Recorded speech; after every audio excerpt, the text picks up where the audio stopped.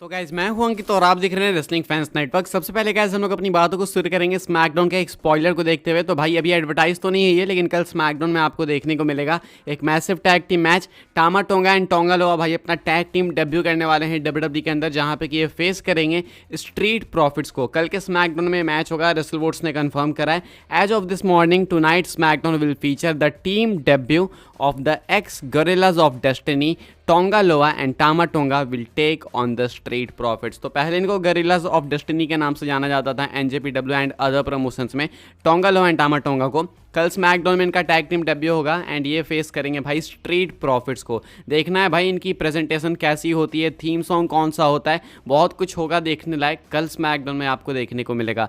तो ये कुछ कंफर्म करके बताया था रेसल वोट्स ने, तो मुझे लगा आपके साथ भी शेयर कर देते हैं। आगे बढ़ते हैं गैस, बात करते हैं अगली स्टोरी के बारे में, जो कि एक मैसिव अपडेट को लेकर। किस चीज़ से रिलेटेड है ये मैसिव अपडेट? तो ये भाई डब्ल्यूडब्ल्यूई एंड टीएनए के क्रॉस ओवर से रिलेटेड बहुत मैसिव है। मैं आपको अपडेट बताता हूँ। यहाँ पे पीडब्ल्यू इनसाइडर का कहना है the belief in WWE is that there will be some sort of NXT involvement at TNA against all odds on Friday, June 14th, 2024, which will see Jordan Grace have an open challenge for the TNA Knockouts title and possibly Slammiversary in Montreal। तो PW Insider का कहना है कि TNA का जो अगला event होने वाला पे पर व्यू इवेंट, वो होने वाला अगेंस्ट ऑल ऑड्स। ये होगा 14 जून को एंड यहाँ पे एक्सपेक्टेड है कि भाई NXT के कुछ टैलेंट्स इन्वॉल्व होते हुए देखने को मिल सकते हैं, यानी कि क्रॉस ओवर आपको डब्ल्यूडब्ल्यूई का टीएनए के इस वाले पीएलई में या फिर पेपर व्यू में देखने को मिलेगा। कहा जा रहा है कि ये वही इवेंट होने वाला है जहां पे जॉर्डन ग्रेस ओपन चैलेंज देने वाली हैं अपनी टीएनए नॉकआउट्स टाइटल के लिए। तो क्या पता भाई कोई एनएक्सटी फीमेल टैलेंट आके इनको चैलेंज कर दे इनकी टाइटल के लिए,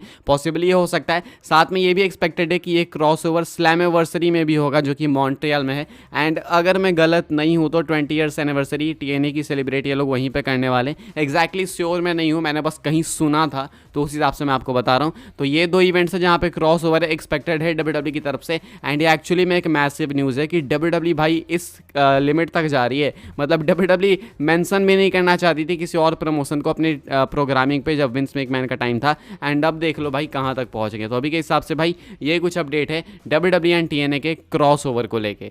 आगे बढ़ते हैं गाइस, बात करते हैं अगली स्टोरी के बारे में, जो कि American nightmare current undisputed champion Cody Rhodes को लेके। तो कोडी रोड्स कल स्मैकडाउन में प्रेजेंट होंगे एंड आई होप उनके अपोनेंट का पता लग जाए। लेकिन अभी के हिसाब से कोडी रोड्स एक्सपेक्टेड नहीं है कि वो क्लैश एट द कैसल को मेन इवेंट करेंगे। कंपीट तो करेंगे, वो एक्सपेक्टेड है उस चीज़ के लिए क्योंकि वहाँ के लिए वो एडवर्टाइज हैं, लेकिन मेन इवेंट शायद वो क्लैश एट द कैसल को ना करें। इसके पीछे का मल्टीपल रीजन है। एक तो ड्रू मैकिंटायर है home town hero and Drew McIntyre का है वर्ल्ड टाइटल मैच एंड उनको अनाउंस भी पहले ही करा गया। तो आपको मालूम चल रहा होगा कि ड्रू मैकिंटायर को कितनी इज्जत मिलने वाली है वहाँ पे। तो McIntyre versus Damon priest 99% chances हैं कि यही वाला मैच मेन इवेंट करेगा क्लैश एट द कैसल को। काफ़ी सारे लोग कह रहे हैं कि बस क्लैश एट द कैसल तो इवेंट ही ड्रू का है, अब कहीं भी कराओ वो तो ड्रू मैकिंटायर का इवेंट है, उसको वही मेन इवेंट करेगा। तो आई थिंक गलत भी नहीं है। तो अभी के हिसाब से ड्रू मैकिंटायर मेन इवेंट करते हुए आपको देखने को मिलेंगे क्लैश एट द कैसल को मोस्ट लाइकली। कोडी रोड्स का मैच किससे होगा वो देखना होगा, वो अभी कंफर्म नहीं है, लेकिन हाँ एक्सपेक्टेड यही है कि कोडी अगर रेसल भी करेंगे तो वो मेन इवेंट नहीं करेंगे।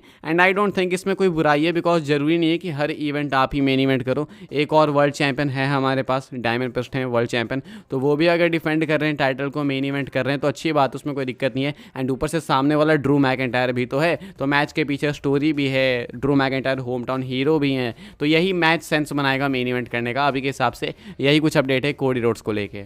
आगे बढ़ते हैं गाइस, बात करते हैं अगली स्टोरी के बारे में, जो कि चैड गेबल को लेकर। तो भाई कई सारे प्रमोशन जो है ना चैड गेबल को साइन करने के लिए इंटरेस्टेड है। कल मैंने आपको बताया कि फाइटफुल की रिपोर्ट निकल के सामने आई थी, वहाँ पे बताया गया था कि चैड गेबल का कॉन्ट्रैक्ट एक्सपायर हो जाएगा अगले फ्राइडे, यानी कि अगले हफ्ते एक्सपायर हो जाएगा। अब ऐसे में चैड गेबल उसके बाद हो जाएंगे फ्री एजेंट अगर वो डब्ल्यूडब्ल्यूई के साथ वापस से डील के अंदर नहीं आते हैं। तो इसको ही और एक्सपैंड करके बताया गया है Chad Gable's contract is set to expire next Friday and a new deal has not been reached as of now. WWE has been interested in resign Gable. There will be a strong push from talent in various promotions watching to sign Gable if he does not re-sign a deal with WWE। तो कहा जा रहा है कि WWE obviously भाई interested है sign करने के लिए चैड गेबल को, रीसाइन करने के लिए वापस से। एंड चैड गेबल अगर रीसाइन करते हैं तो बहुत अच्छी बात है, लेकिन अगर जस्ट इन केस वो रीसाइन नहीं करते हैं तो ऐसे में बहुत सारे प्रमोशंस के जो टैलेंट्स हैं वो पुश कर सकते हैं चैड गेबल को अपनी पर्टिकुलर प्रमोशन में साइन करने के लिए। कहने का मतलब है सपोज AEW के अंदर कोई है जो चैड गेबल को पसंद करता है टैलेंट,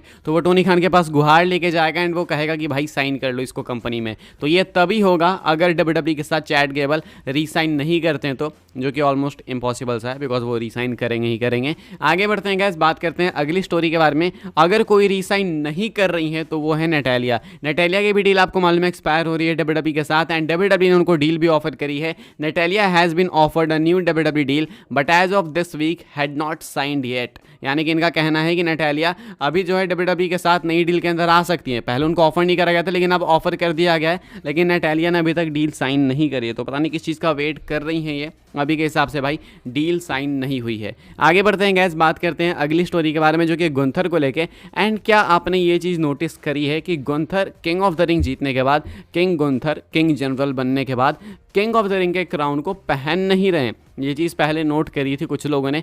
मुझे लगा भाई ठीक है गुंथर का अपना ऑरा है शायद इसलिए नहीं पहनना चाह रहे होंगे, लेकिन एक्चुअली में ये चीज़ बहुत बड़ी बनते जा रही है। लोग इसको पॉइंट आउट कर रहे हैं एंड अब क्वेश्चन पूछना चालू कर रहे हैं कि इसके पीछे का रीज़न क्या है, आखिर गुंथर क्राउन पहन क्यों नहीं रहे। बिकॉज नाया जैक्स ने तो पहना, अब क्या साइज इशू है, क्या क्राउन छोटा है, या गुंथर का सर छोटा है, क्राउन बहुत ज़्यादा बड़ा है, ऐसा कुछ इशू है, या फिर गुंथर कुछ और ही दिखाना चाहते हैं, अपने आप को यूनिक दिखाना चाहते हैं। अब इसका आंसर तो नहीं पता, लेकिन लोगों की अपनी अपनी स्पेक्यूलेशन है। तो आपको क्या लगता है, आप कमेंट करके बताओ। एक स्पेक्यूलेशन ये भी हो सकती है कि गुंथर खुद को प्रूव करना चाहते हो कि भाई जब मैं क्लियर हराऊंगा रैंडी ऑर्टन को तभी मैं जाके ये क्राउन पहनूंगा। तो क्या पता ये भी हो सकता है, लेकिन आई डोंट थिंक ये चीज़ सेंस बनाएगी बिकॉज क्राउन तो वैसे भी आप लेके घूमे फिर रहे हो, तो फिर उसको सर पे रखने में क्या दिक्कत है। क्या लगता है आपको, क्या दिक्कत है, साइज इशू है या फिर क्या है। साइज इशू है तो बहुत अजीब सी बात नहीं होगी कि भाई साइज इशू है, ये थोड़ी अजीब सी ही बात होगी, लेकिन फिर भी भाई अभी के हिसाब से गुंथर क्यों नहीं पहन रहे हैं, ये क्वेश्चन तो है। आपको क्या लगता है इसका आंसर क्या होगा, कमेंट करके बताना। आगे बढ़ते हैं गाइस, बात करते हैं हम लोग अपनी नेक्स्ट एंड फाइनल स्टोरी के बारे में जो कि वाइपर रैंडी ऑर्टन को लेके।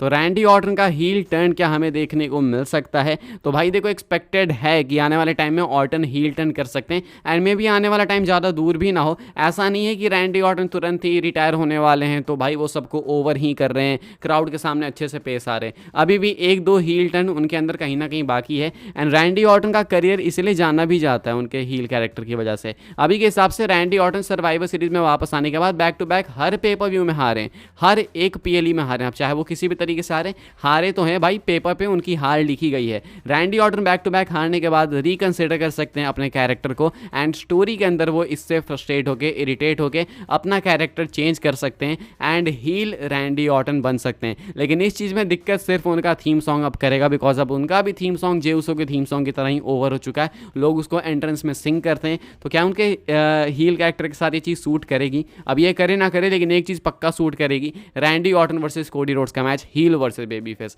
तो इसके लिए भी हील टर्न जल्दी उनका हो सकता है पॉसिबली। अभी के हिसाब से गाइस फिलहाल इस वीडियो के लिए बस यही कुछ अपडेट्स थी। आई होप्स आपको इन्फॉर्मेशन मिली हो तो वीडियो को लाइक करें, शेयर करें, सब्सक्राइब करें, चैनल को फॉलो कर सकते हैं। आप मुझे इंस्टाग्राम एंड ट्विटर पर लिंक आपको मिल जाएगा डिस्क्रिप्शन में, ज्वाइन कर सकते हैं व्हाट्सएप चैनल को, उसके भी लिंक डिस्क्रिप्शन में। मिलते हैं अपनी नेक्स्ट ऑफर काफ़ी इंटरेस्टिंग वीडियो में।